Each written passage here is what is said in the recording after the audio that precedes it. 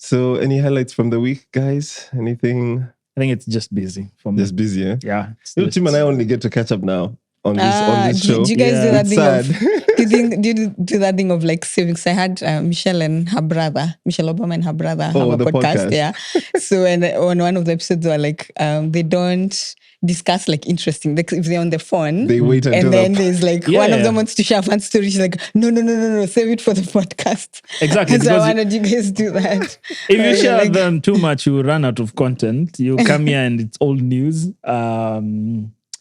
Yeah, but it's probably because we know we meet often. We have not been now deliberate about planning meetups because we're always talking on the phone, chatting about the podcast mostly. And we know we're going to see each other here. Exactly. And sort of debrief, and sort of before the episode starts or after. But it reminds me of, you know, those shits and gigs? It's They have a segment where it's like, would you see me if it wasn't for money? If it wasn't for the podcast, would you ever see me? Would you ever see me? Would you plan to meet me? Yeah. So we need to make more plans outside of this. Do. We need to get you back on the course. That's Absolutely. what I need to come back. I'm certain your game is so good now. I'm trying. I wouldn't try bet with you. I know, no betting. I'm trying. I broke 90 for the first time, which I'm very happy about. Oh, nice, bro. You didn't say this. Yeah, shot an 88. Happy. Man. Bogey goal. Sorry to bore you with all this. No. That's impressive. Oh, that's good. That's really good. Congratulations. Thank you. That's really nice. You know, you're I'm trying, man. Like on the 90-something percentile. People hardly get there. Yeah, I'm just happy. I'm only measuring against myself and how far I've come. Oh, so that's impressive. we'll see how it goes. I'm going to play at Royal today. It's a tournament, so hopefully it goes well. But what I was telling you, what I didn't tell you when we met this morning was I didn't get much sleep. Well, I don't know. There's a neighbor in our apartment complex that got a rooster, like a male chick. I don't know where they got it from, bro. So I heard it the first time a couple of days ago at like 6 a.m., 7 a.m. And I was like, okay, that's not too bad because my understanding growing up was those things make noise at that time, right? Like in the morning. Specific time, So I'm like, great. But then yesterday, the day before, it goes off at like 2 a.m. It goes off again at like 3:30, 4. It's like someone is snoozing it and it goes again. I was like, man, this thing needs to go. So I don't know. As of now, I think it's gone. But the past couple of days, I've just been in and out. Oh, it was weird. No. Yeah, I think they were holding it for like a function. I think they were going for a function somewhere. Why have what do you it mean holding it for a function? Like, I thought they were like holding it for a meal. And so I was going to be like, I hope they ate it. I've never seen them have that there and they eat every day, I'm assuming. So I don't see why this would be different. So I'm thinking they had a function maybe on this weekend. And so they said, let's have the animal here till we take it. Or maybe it's Bien. Maybe it's that rooster he's been walking around with when he's singing. All my enemies are suffering. All his enemies are suffering. So that was me. I'm not his enemy though. I'm just a bystander. I got caught up. Yeah, but that's so wild. Anyway, that was me. Yeah. Okay. Interesting. Anything interesting from your week so far? Separate from, we will ask you for something interesting. I can't match the rooster. Okay. Then let's just get started, I guess. Yeah. Can't match the rooster story.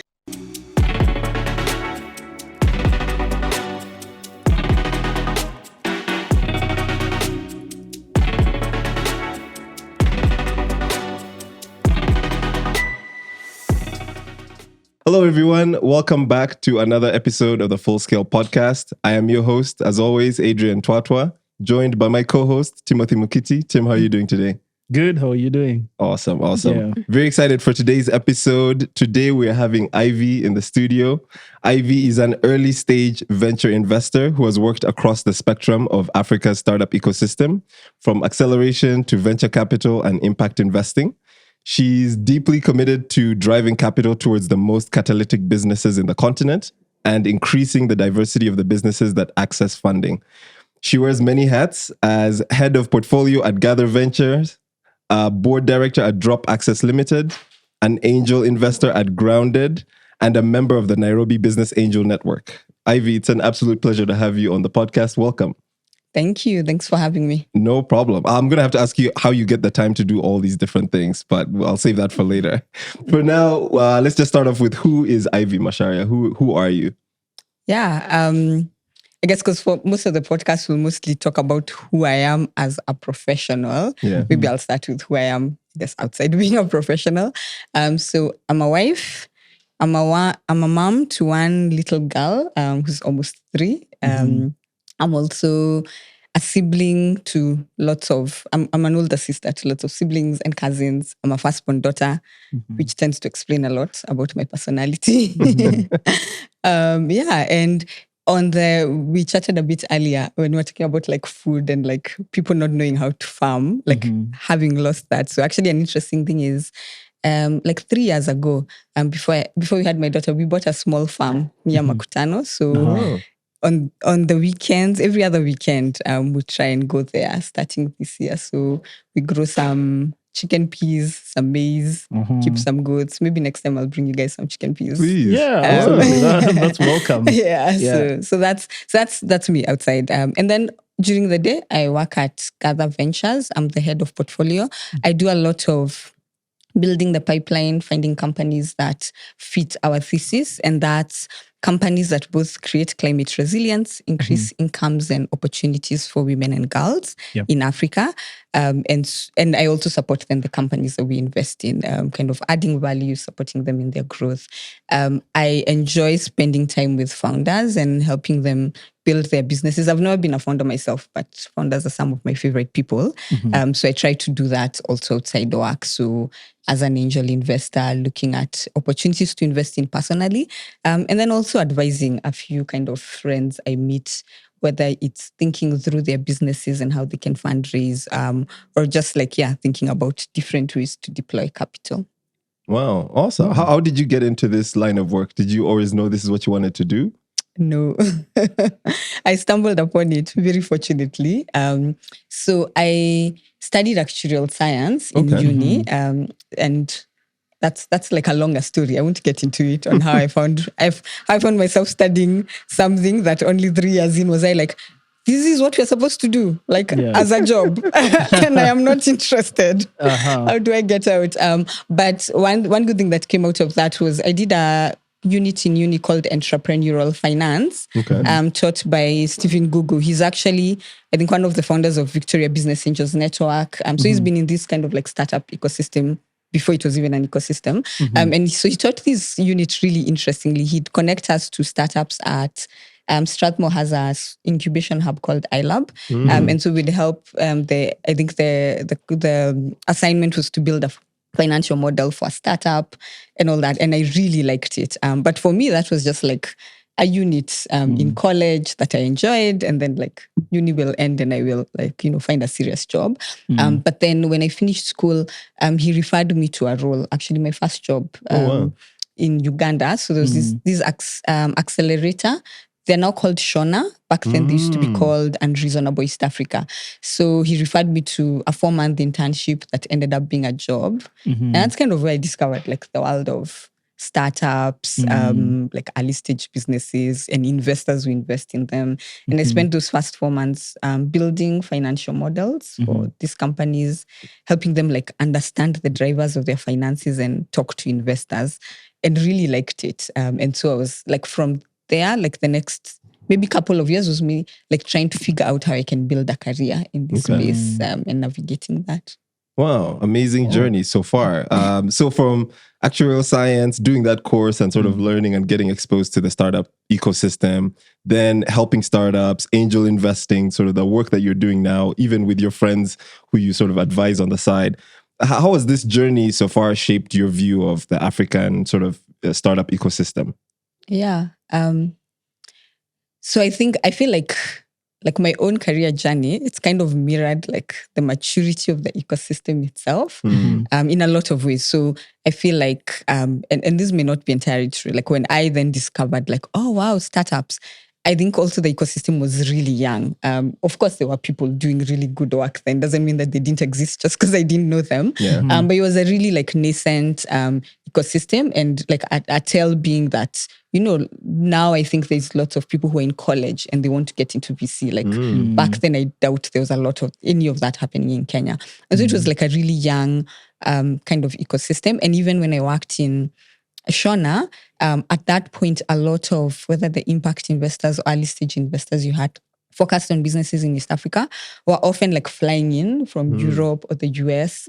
And so we'd have this investor week where a lot of the investors who are coming in were like flying into to spend this week. And then as by the time I was kind of moving into the investment advisory space, where I was then supporting businesses to fundraise. And so this is like in 2016, 17, that ecosystem had started to kind of be built a bit more. You had not just more startups and people building, but then you had some of these funds now opening local offices and hiring local teams. And so you're seeing less of the flying in, but more like people like here on the ground, and they're doing that. And then you fast forward to maybe 2020, 2021, the time I was getting into venture capital, and you not only had like a very vibrant ecosystem, lots of startups, lots of investors, but you even had local fund managers. So then some of those people who are like, whether it's like the first few hires at those firms when they started having Kenyan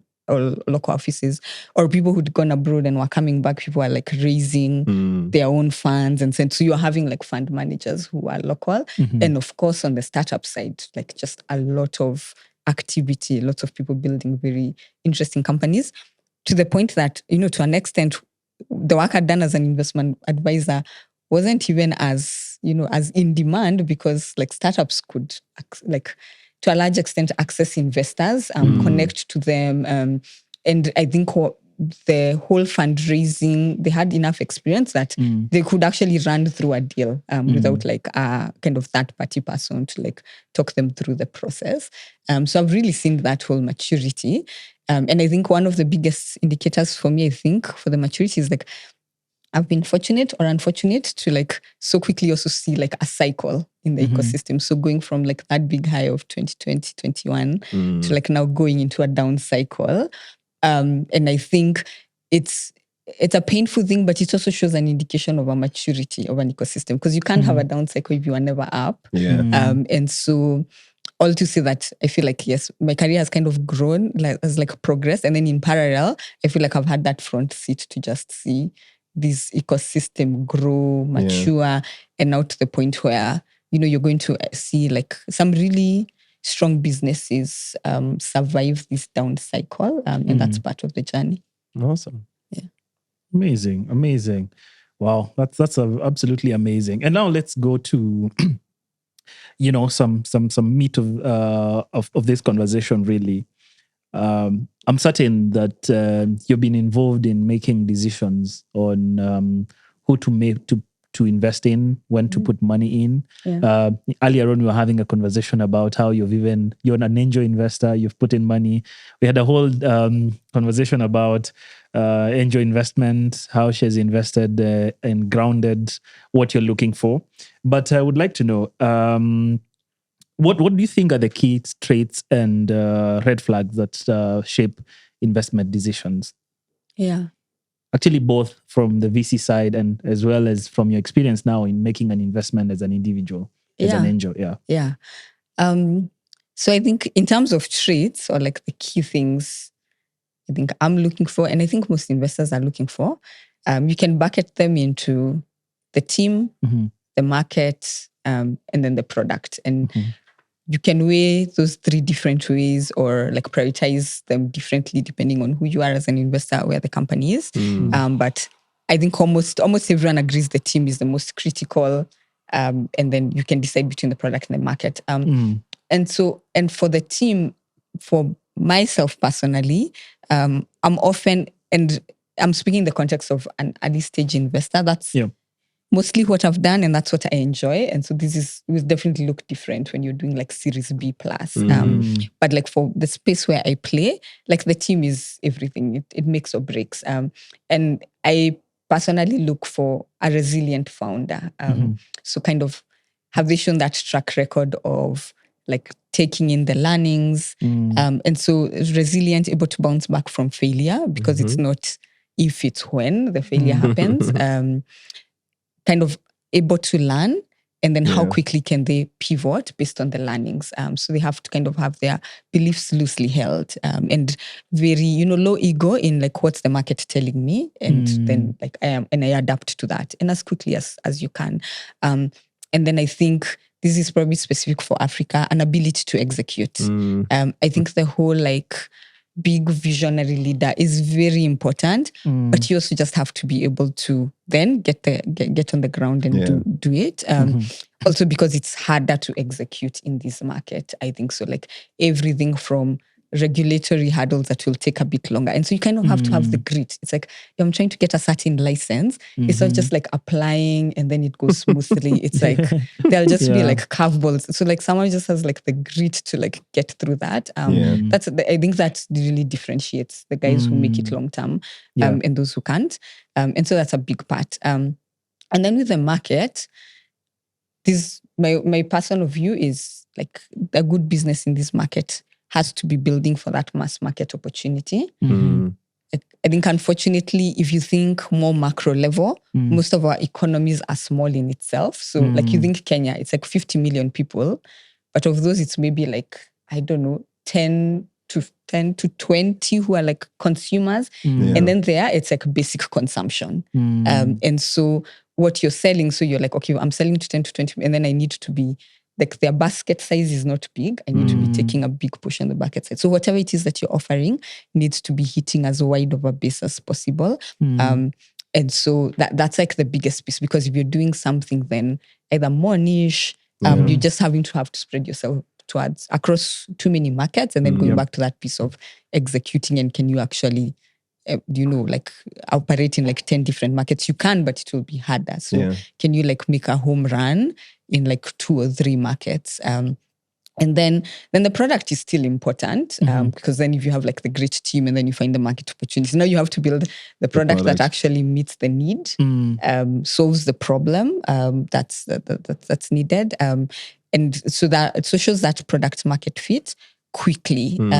That's also the other thing. I think it needs to be like innovative, interesting, but really at the core, just like solve the problem. And I found like something that's even more scrappy, but meets the need. And then you can improve on it, as opposed to taking the time to like build the most perfect polished one. And then you kind of, then the market tells you, no, it's going to be harder to go back to point one of like taking the learnings and pivoting if you've already spent like a year. Yeah, absolutely. And I'm going to actually follow up on some points that you've mentioned about resilience. And it's not a matter of if failure is going to happen. It's a question of when. Now, I think startups, especially in Kenya, have generally received a lot of bad publicity recently, especially with with the failure of some big names or just things happening with some big names that were really, people had high expectations about what they would do. They had raised big money.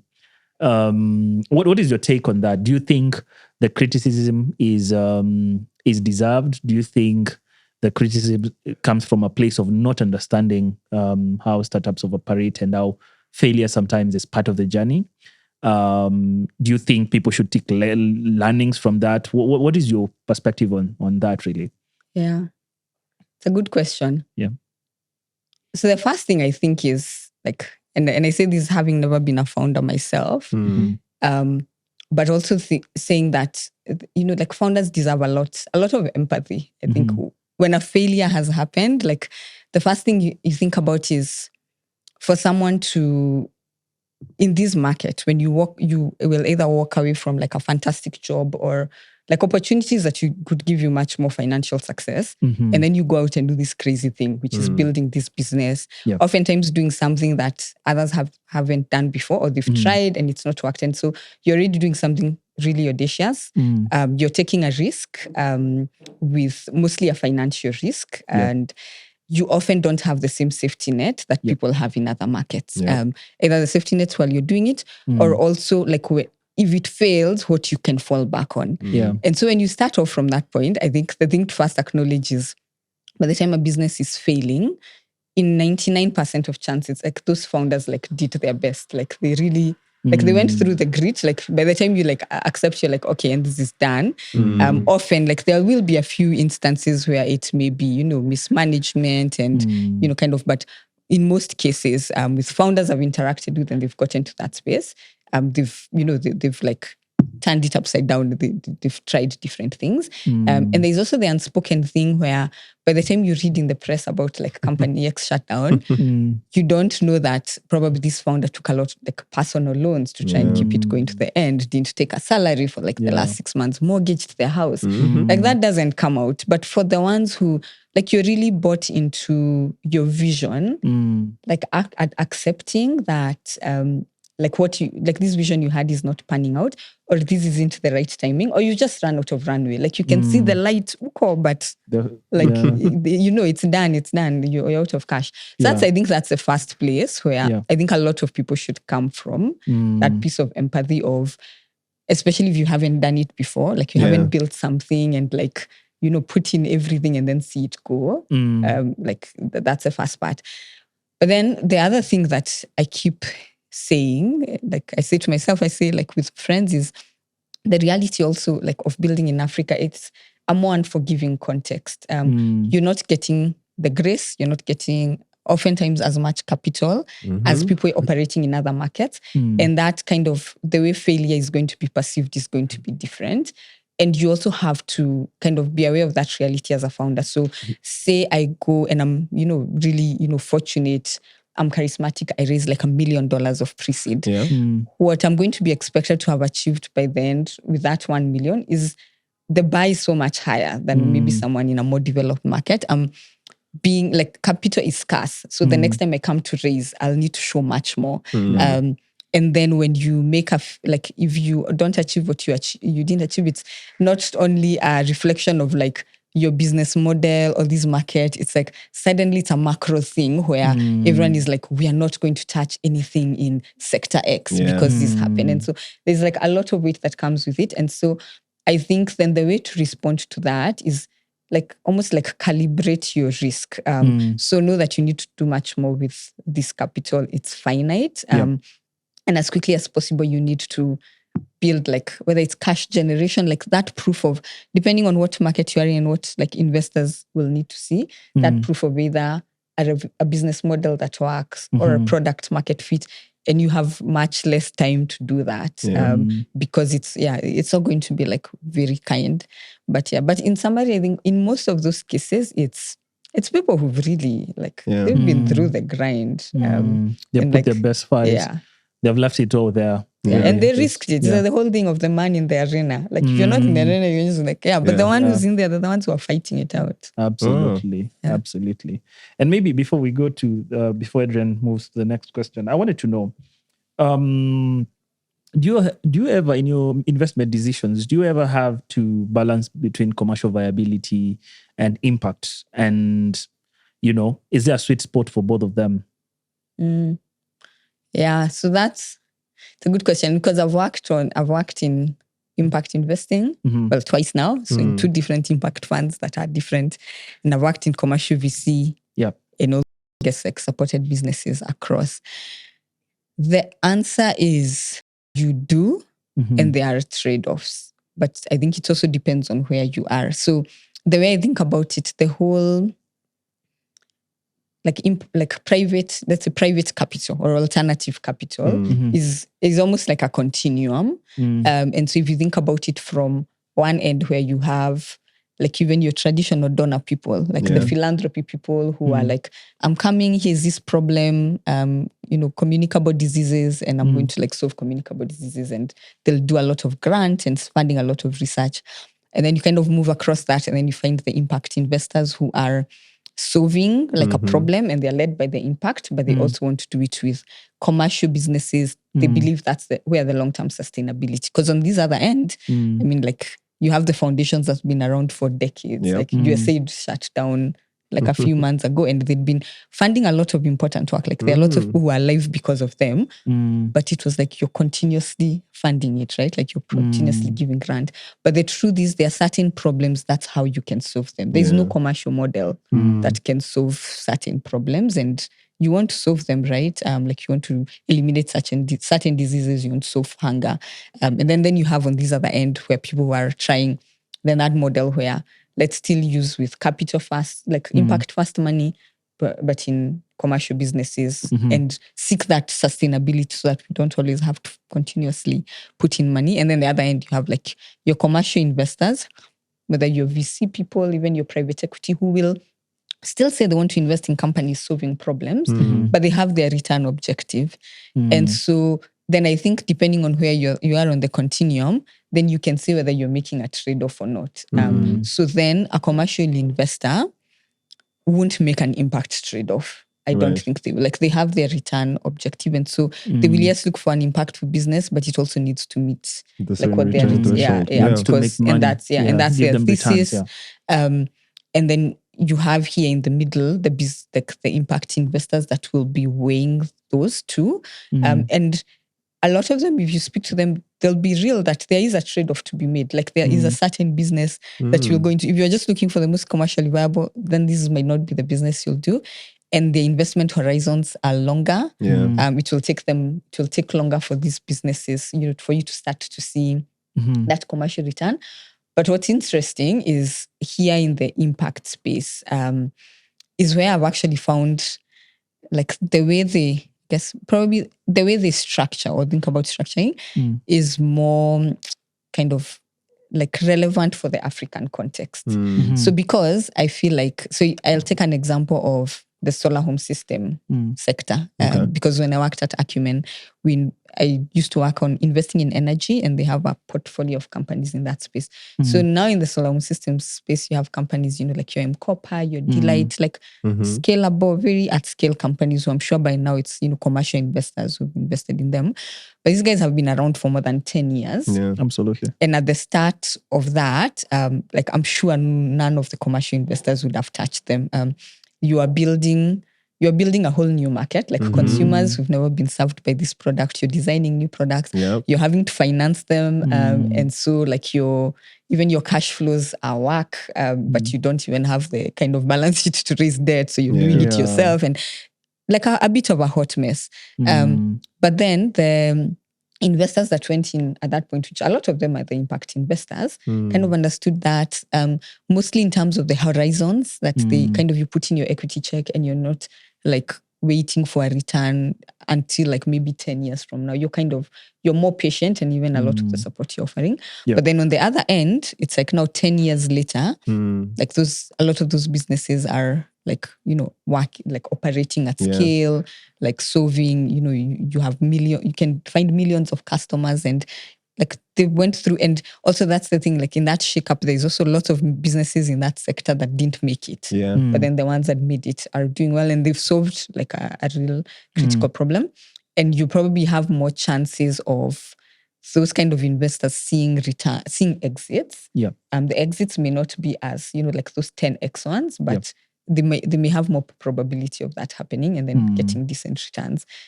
Well, where I find like when you just go into it with just that commercial lens, and then you're like, okay, I'm just looking for this commercially viable business, and you tell yourself, I want to exit in 5 years. It's unrealistic. And so you find it's like 5 years later and you have not exited. It was better to be more realistic, to say it will happen in 10 years. And actually maybe I won't make 10x, I'll make 3x. But then that would mean the people who provide the capital need to also be aligned. So it's interesting. There are like the issues all across, and I think they all make different trade-offs. And they all play a role, right? Because then the impact money often doesn't scale beyond a certain level. So those businesses get to a point and they have to raise commercial money. Absolutely. Yeah. I would have drilled down a bit on that, but I think we will go to the next question, because I think we'll leave that for the next time you come, about specifically whether you think the continent needs more of impact capital, or an impact capital in the sense that the capital becomes patient capital for long term to help correct some challenges. Yeah, but I will not ask you to answer. That's something we'll take in our next conversation. Yeah, for sure. And perhaps moving some of those businesses further along, so that they're not at that point where they can only really get the impact funding, but now they also get to some of the commercial investors. You mentioned something very interesting about having empathy for founders, which I think is really cool, especially in this type of climate. Some businesses are failing, and the sort of perception, that Tim was talking about, especially in what you called an unforgiving context, right? And finding it harder to execute in this market. Through the work that you've done, have you seen sort of on the continent in terms of the investments, the startups that are out there, do you see any regional differences in sort of how people are approaching it, or just differences in the different markets, whether it's north, south, east, west, in terms of the types of businesses or in terms of the difficulties that arise when you're trying to invest or build in those markets? Yeah, I think so. I've mostly looked at businesses in East Africa and a bit in West Africa. So those are like the two contexts I can speak to. Okay. And seen a bit of North Africa, which is very different from here. But I think some of the differences I've seen, so one is, the two I can speak to is maybe the market, and then I guess like market dynamics, and maybe the types of businesses I see people solving. Okay. So one big difference, I think, so if you're in East Africa, often to build a scalable business, you then build an East African business, right? Yeah. You can have any of your countries as your anchor, your Uganda, your Rwanda, even your Kenya. Like Kenya, even if it's the biggest economy, is still, in most cases, not big enough to like build a business at scale. And for a lot of founders, I think you either need to start with like that as like Kenya. Maybe you don't necessarily have to go into the rest of East Africa. You're like Kenya and then like where else? Yeah. At a certain place. And then when you think about in West Africa, like in Nigeria, then you can like, that's a big enough market. It's like there's so many challenges to operating there, but if you win big. Yeah. And here, with the exception of Ethiopia, is the only other market like that you can say, I can build an Ethiopia only business. It's 100 million people. If you even just get whatever 20% of them, like you build a sensible business. So I think there's that piece of even the approach. So I find like you find a lot of, in my experience, I found like Nigerian businesses that build for Nigeria, and that in itself is an attractive market, and they'll solve like uniquely Nigerian challenges. So when it comes to, it's like in their mobile agent, it's like those businesses, they can be successful just in that market. Yeah. And then here you'll need to think like, build yes for Kenya, but then think about how does this, do I adapt this for Tanzania, for Uganda? Because honestly, to be successful, you need to do that. And then I think the other, then maybe that relates to that other piece on like the kind of businesses people build. This is just my own personal view. I find like in West Africa, they are more insulated from like then foreign influence when they are like in building and in solving the problems. Like mostly like in Nigeria, you find like the founders building, like solving for their problems, and it's like local founders doing that. Because I think you're building for your market, it's big enough. There's very interesting nuance around that. And then here, I'm not quite sure what are the reasons. Is it because we're like very fast adopters as Kenyans? So we're like, people will just like fast, kind of like adopt different things. So you find like people coming and like, I always feel like Kenya is often like a testing ground for a lot of things. Some not even, like relevant problems, but like, I guess welcome. Welcome. And so there's a bit of that. This feels a bit like a sandbox. And I don't know whether it's like because it's a sandbox so that you can then go and you need to then go and scale. So but if it's a sandbox, where do they go to scale to? Because after some ideas are tested here and whether they work or not, hardly do they go to other markets. You don't take it to South Africa maybe or Egypt. Probably within East Africa, or that's the hope anyway. Interesting. Are there any myths about investing in Africa that perhaps you'd want people to not have or to bust? You'd sort of be a myth buster and say that's actually a myth. That's not really how it is.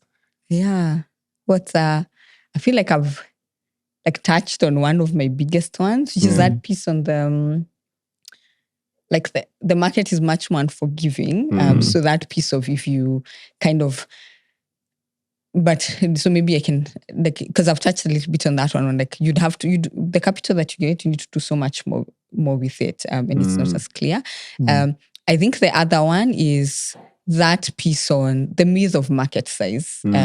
Like often what you think is your total addressable market tends to, total addressable is total addressable, but what is your obtainable market is like then tiny. That's one of the biggest ones. When you take any if you take even like a B2B business, so maybe I'm doing like a B2B SaaS business, I'm providing like HR software to companies. So you've already even come in, and then I'm like, okay, so I start with like, what are my, like the former businesses that exist? First, already that data is like so hard to find. Like how will, like I don't even, like I won't even have a sense. And then of those ones, there'll be like a large percentage that are either, too small, like your small like mom and pop shops where like they can easily do this on like pen and paper. And then you then get to somehow maybe you get into like, here's your medium-sized enterprises, 10 plus employees. It makes sense for you guys to have like HR software to manage your benefits, to manage your payroll and everything.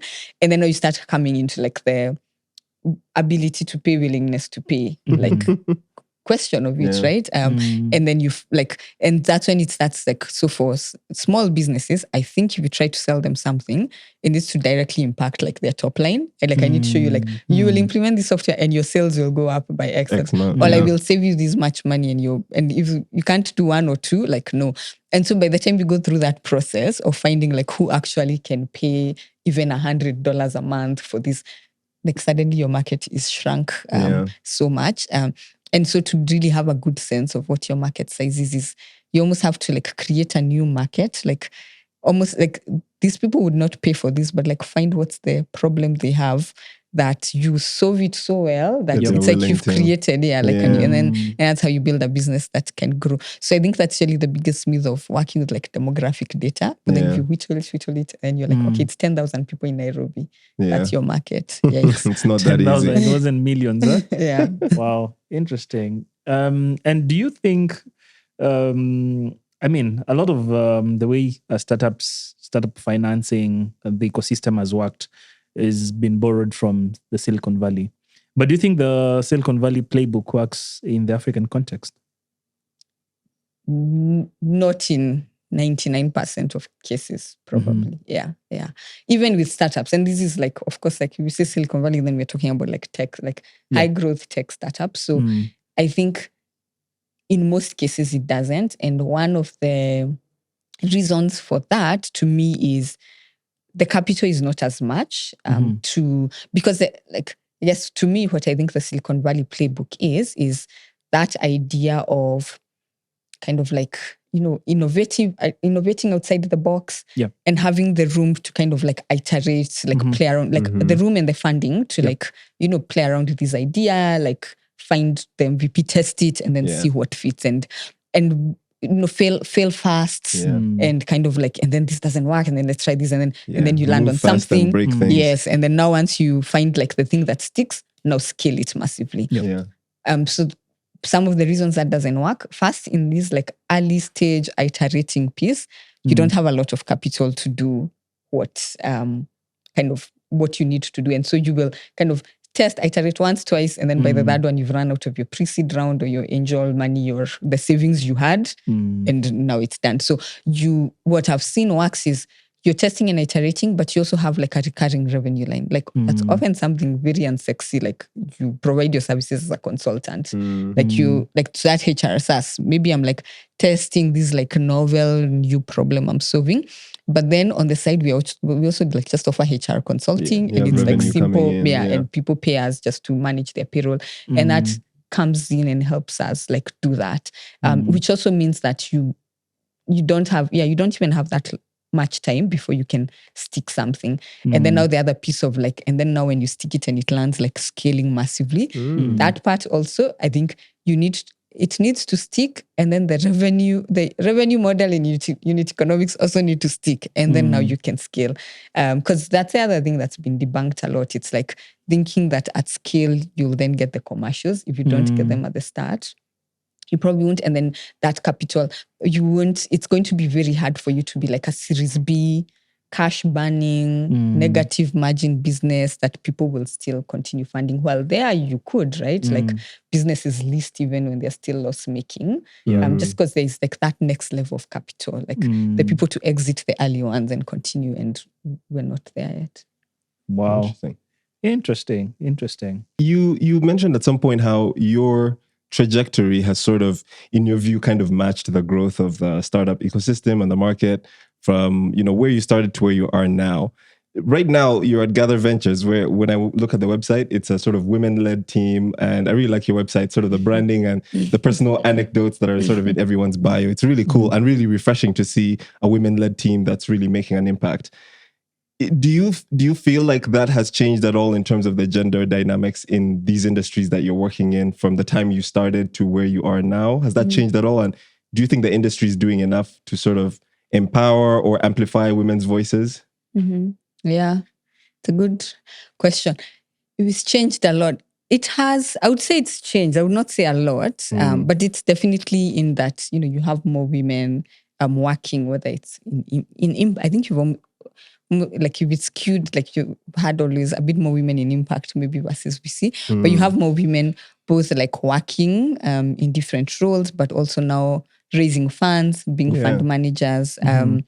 It's still not like balanced, which is where you'd hope to get to, but it has improved in that sense. I'd still say it's like when you're like being a woman in this, let me say, like early stage investing space, it's still a little lonely, because the one thing I usually say is like I often find I know very many women in this space. Like that's because the circle is still small. So you kind of like almost all know each other. Or like you'll meet, like you'll go to another and then you'll see someone and you'll start chatting and you get to know them and you almost, but it's also like, it's also a good place to be. Like the women in this space hold each other in community a lot.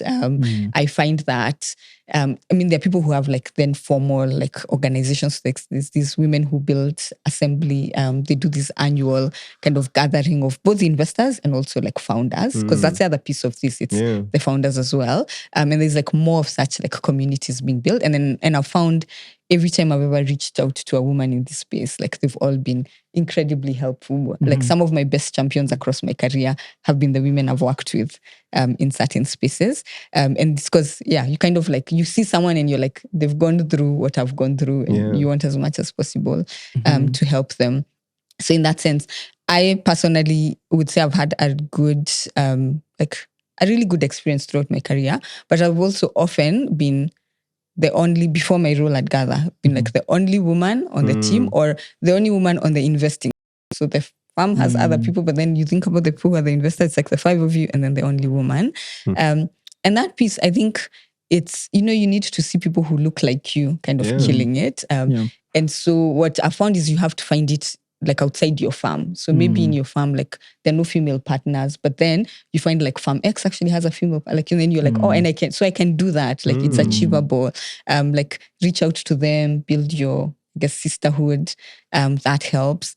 But then the other piece I've also found about being the only woman, and probably this is not unique to like investing. I'm sure also women in like male-dominated spaces like engineering, STEM and other things probably like face this is sometimes then you're like taken to be the like empathetic, more diplomatic person. And so this scenario is like, there's that difficult founder, Ivy, you go take the call.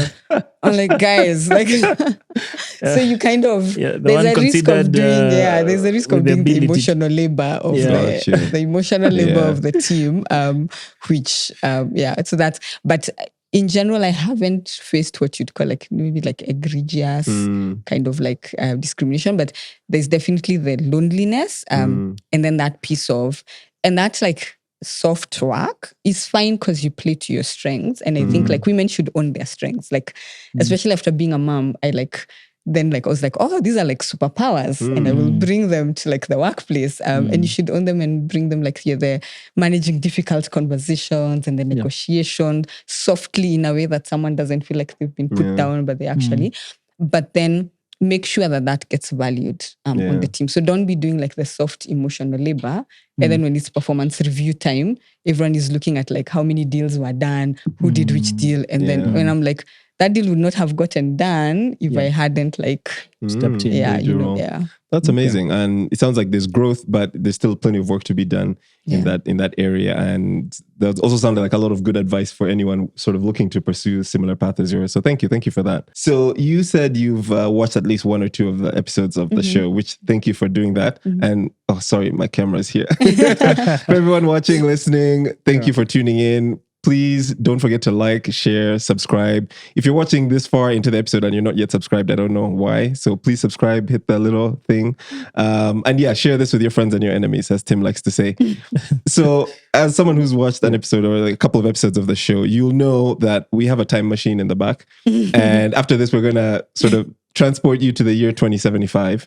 And we're going to ask you we're going to put you in front of the room full of all the next generation of founders on the continent. And we're going to ask you to say just one thing to them. What's the one thing that you'll say to them? So, well, I didn't know you were going that far into the future. I thought it was like going to like 2030. Yeah. But I guess I'll Let's still assume keep... there's no nuclear events. Everything is still around. There's no catastrophic event that Generally, your advice would apply. Yeah. So, so I'll still keep it the same. I think I would say, like, don't ignore women as a market, as a founder building, especially if you're building like for the consumer market. Like, don't ignore them as they are at the basic, like controlling most of their household expenditure. And so if you're still kind of in, as I said, like our growing markets where a lot of it is still like consumer, like there isn't a lot of discretionary income, so you're still spending like a lot of like your household budget on your essentials. Like women are controlling the household budget, and so they are making a lot of the decisions on what to spend on, and so understanding what they need, and like, so don't ignore that. And then when you take then the level up and you're getting into the middle class, they are also then like very, I guess, nuanced in their understanding of what they want and need, and are spending like when you think on consumer goods, there's a lot of spending power there, and a lot of discernment. So yeah, don't ignore them, and I think you do really well. Wonderful. Awesome. Thank you. Yeah, 2075. And I'm sure that advice will still apply very much. Yeah, at that I think time. it will. More of them will probably survive the apocalypse. So. Or maybe in market. 2075 it will be a very matriarchal society. So we'll be saying, don't ignore men. Yes, maybe. They handle majority of the household expenditure. It's funny we say all this because this is like a time capsule for the future. Absolutely. But it will be very interesting. God willing, I'm here 2075 to just go back and rewatch all these episodes just to see what everyone said and to try and see how it applies at the time. So yeah, thank you for that. Yeah, thank you. So, we usually ask a surprise question. Really something we want you to tell us about. And for you, the question is, if you had a magic wand, what is one thing that you would solve in the VC space? Just one problem. You can do this and the problem is gone. What is that? I don't know, I'll phrase this if it's a problem I was solving or something I would create. But yeah, I would have more capital in the hands of kind of like local Kenyans, local Nigerians, Ugandans, Tanzanians, wherever. Like I would have them managing more capital. So if I had, my magic wand would be like, maybe I'd have like $1 billion and divide it across different key ecosystems and have like people with that context managing that and making decisions how to invest it. Wow, that's good. Is it because it would help? They would be able to make more. They would be able to make better decisions from the context of understanding the continent and how it operates, or what would be the reason for that? Yeah, I think they'd be able to hopefully make better decisions on the companies that are solving the problems that need to be solved. They'd hopefully have the lived context of those problems, and so be able to see, okay, this is who's solving it. Or even some of them, they don't want to invest like venture build and be like, here's this problem. My grandmother faced it, my mother faced it, my daughter is about to face it. Yeah. Can we like build a solution for it? Then they'd be best placed to do that. Wow. Yeah. Wow. The hope is there'll also be more patient capital in a sense, because a lot of capital comes in and it's sort of cyclical. It's like what's happening in the West and are there better returns there? Okay, we're going to go back and invest there as opposed to here. But I think if the money is in the local hands, it's ours to build, right? Whether things are good or bad, we sort of need to be putting that money to work. So I think maybe that would also be an upside. No, yeah, definitely. That would be part of it. It's like, and they control and on their terms. So to that piece of like, and I don't have to like return it in 10 years. I can see what I need to do. Yeah, and then that other piece of like, you're here, you're not going anywhere. And so because that's the thing I have appreciated as a Kenyan, because Kenyans, we go through our 5-year election cycles.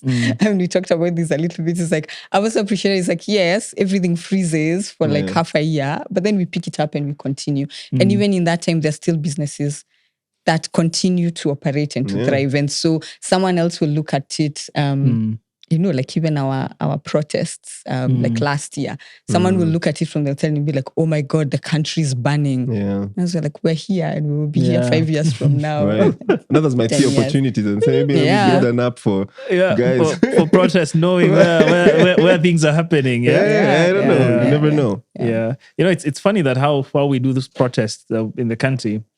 It's like a day like yesterday, things are all over, the protest is going on. Then the following day, everybody is driving, doing their life like nothing happened. There was no tear gas. Yeah. It's very interesting. Okay. Speaking of something interesting, do you have, could you tell us something interesting you've learned or heard about or experienced during the past week? Yeah, I thought about that one. So something interesting I learned, nothing to do with investing on my work.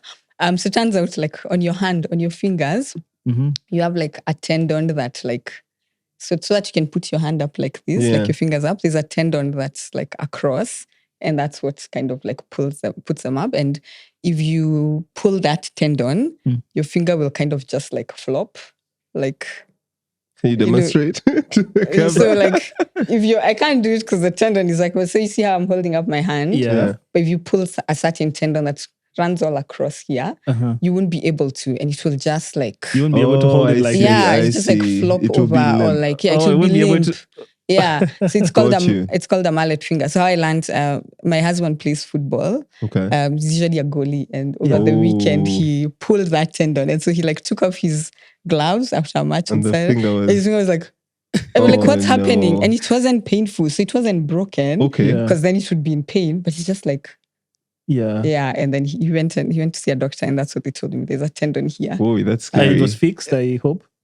It will take time, so he now has to wrap it to stay upright until that. Yeah, but it's so weird, and I had no idea. It's just like, and there's like, you can later on you can Google mallet finger, you'll see. Okay, hopefully by the time this episode comes out, he's healed and he's back to goalkeeping. Yes. So, okay. Wishing him a quick recovery. Wow, that's very interesting though. Good to know. I thought it was like a basketball injury, because I know usually the 1 or 2 times I tried to play basketball, you try to get the ball and it would come right runs at your fingers. That was always a very painful one. Man. I think you can get it.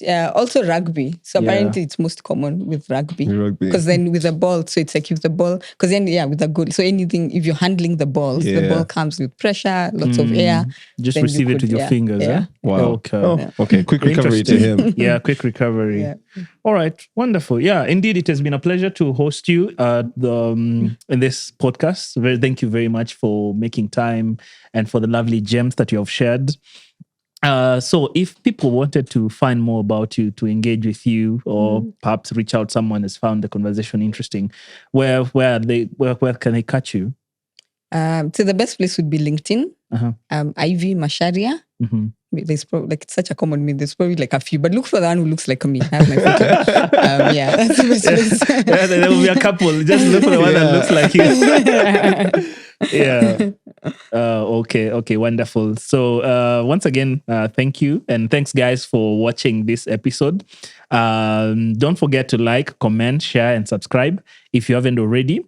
And if you have any particular questions or follow-up questions from our engagement with Ivy here, please let us know and share your comments or feedback. And once again, thank you for tuning in, and we will see you guys next.